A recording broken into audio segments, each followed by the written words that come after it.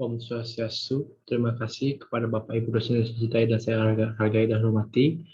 Kesempatannya pada ini saya akan mempresentasikan mengenai tentang materi jelajah karya arsitektur mata kuliah pengantar teori dan arsitektur oleh Bosco Verticali karya Stefano Boeri.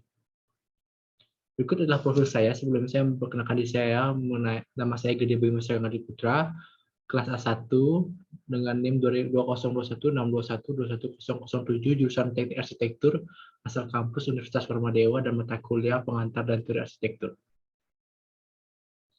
Berikut adalah daftar isi saya akan jelaskan untuk materi pada hari ini adalah asal-usul perjalanan karir Stefano Boeri, yang kedua Stefano Boeri dan Bosco Verticali, yang ketiga apa itu green building arsitektur, yang keempat penerapan green arsitektur pada bangunan Bosco Verticali, dan yang kelima adalah penerapan green arsitektur pada Bosco Verticali.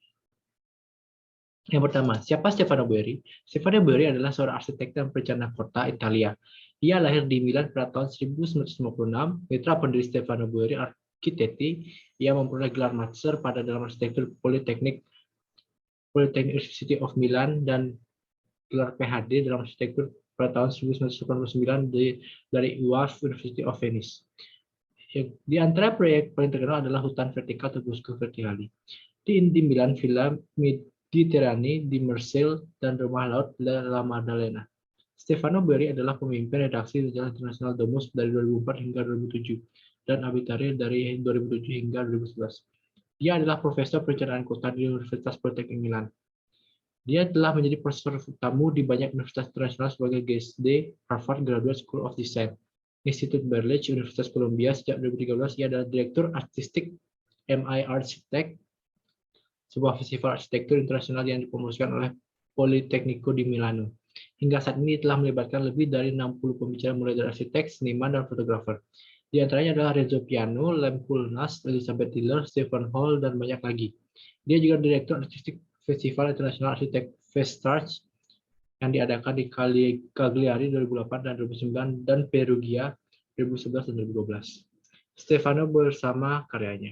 Stefano Boeri mendirikan Boeri Studio tahun 1999 dengan Gianandrea Barreca dan Giovanni Lavara, yang berubah pada tahun 2009 di Stefano Boeri Architetti dalam kemitraan dengan Michel Brunello.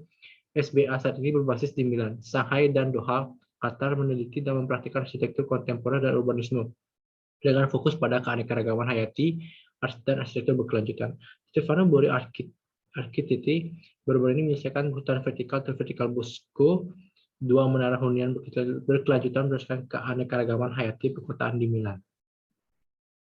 Nama bangunan adalah Bosco Verticali, fungsi bangunan apartemen, mulai dibangun 2009, alamat 20124 Porta Nuovo, Milan, Italia, arsitek Stefano Boeri, Gianandrea Barreca, dan Giovanni Lavara. Ketinggian 111 meter atau 364 kaki, dan 76 meter atau 249 kaki.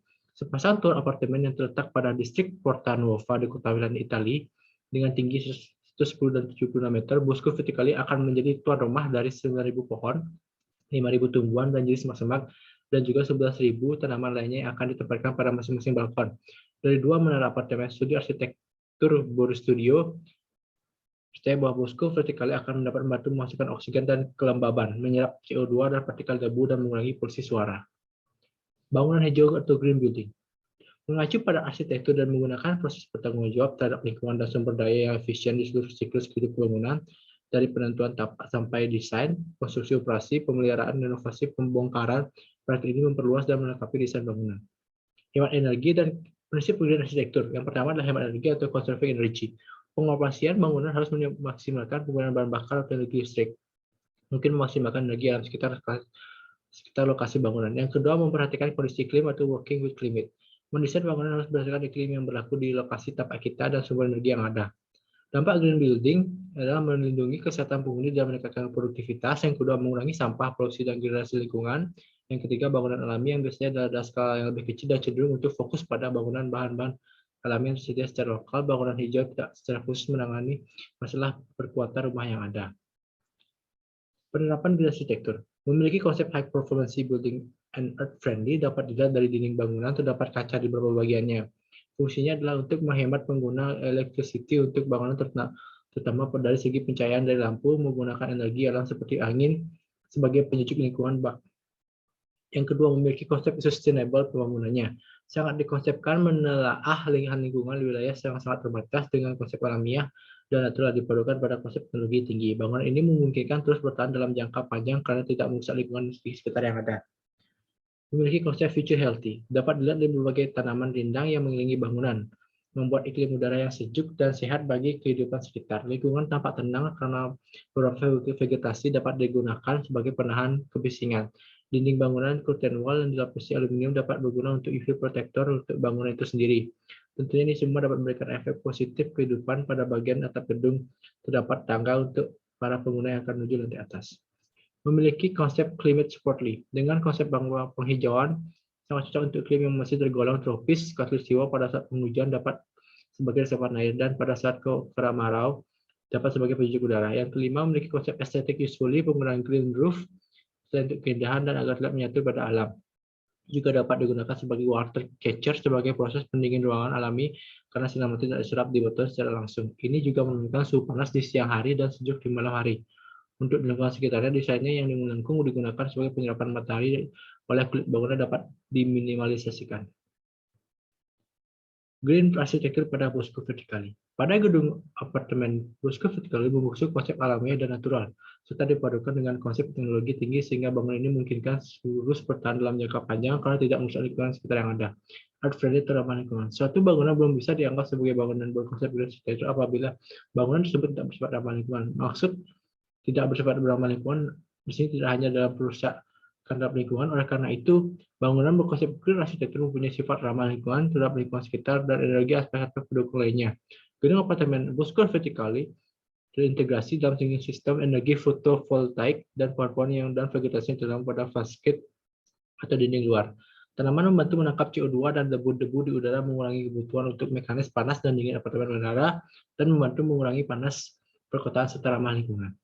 Kesimpulan, ialah sebuah konsep arsitektur yang berusaha memaksimalkan pengaruh buruk terhadap lingkungan alam maupun manusia yang menghasilkan tempat hidup yang lebih baik dan lebih sehat. Yang dilakukan dengan cara memanfaatkan sumber industri dan sumber daya alam secara efisien dan optimal. Konsep green building atau bangunan hijau mengacu pada struktur yang menggunakan posisi dan bertanggung jawab menghadap lingkungan dan sumber daya yang efisien di seluruh siklus kehidupan bangunan. Dari penentuan tapak sampai desain, konstruksi, operasi, penggunaan, dan inovasi pembongkaran. Praktik ini memperluas dan melengkapi desain bangunan klasik berkeprihatinan ekonomi, utilitas, dan kenyamanan. Sustainable architecture atau arsitektur berkelanjutan adalah sebuah konsep terapan dalam bidang arsitektur untuk mendukung konsep berkelanjutan, yaitu konsep mempertahankan sumber daya alam agar bertahan lebih lama yang dikaitkan dengan umur potensial vital sumber daya alam dan lingkungan ekologis manusia, seperti sistem iklim, sistem pertanian, industri, kehutanan, dan tentu saja arsitektur. Sekian dari presentasi saya mengenai jelajah karya arsitektur dalam mata kuliah pengetahuan teori arsitektur. Terima kasih atas perhatiannya kepada Bapak Ibu dosen saya cintai dan saya hormati, dan semoga presentasi saya sampaikan ini bermanfaat bagi kita semua dan teman-teman arsitektur yang saya hormati dan saya cintai. Terima kasih kepada Bapak Ibu dosen sekali lagi. Saya ucapkan terima kasih. Om Santi.